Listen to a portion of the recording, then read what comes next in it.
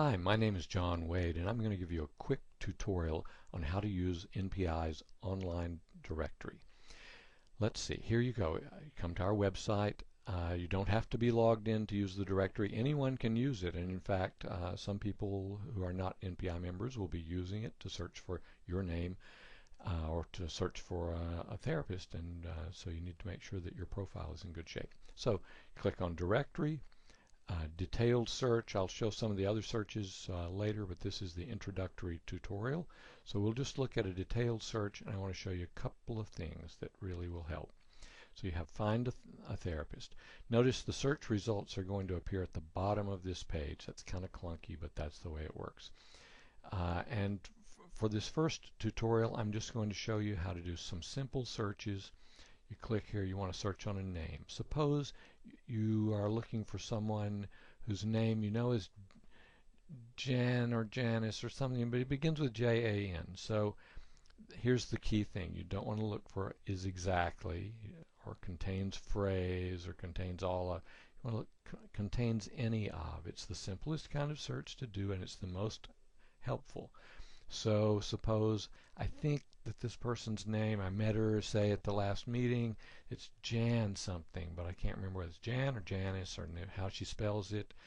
So I click there, I hit return, and then it gives me the results. It tells me there are 6 users, that is NPI members, who fit that criterion for the search.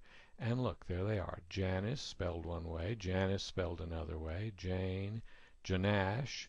It doesn't really, it just doesn't care whether it's a first name or last name or middle name or whatever. Janice, Jan. This way I get all these, and if I click on one of them, let's say I click on Carl Janash. I click on his name, and it takes me directly to his profile, where if he had a portrait uploaded, a picture, I would be able to confirm, yeah, that's the guy I talked with. There's his email address, which he's got listed, phone numbers, referral information, a map to his office. Oh, no, that's not right. I don't know what's wrong. Maybe he didn't list his office address correctly. Yeah, he didn't list his office address. So, no map for Carl. Okay, so that's one simple kind of search. Now I'm going to go back, do another quick search. I'll call it the Carlene problem. How do you spell Carlene? And you know it's going to begin with a C-A-R, and you're just not sure how to spell it, but you want Carlene, someone's information. There are 12 such people currently members of NPI. And so that CAR search is going to get Carolyn, Carlene, Carrie. It gets a bunch of people, but through this list you can quickly find who you want.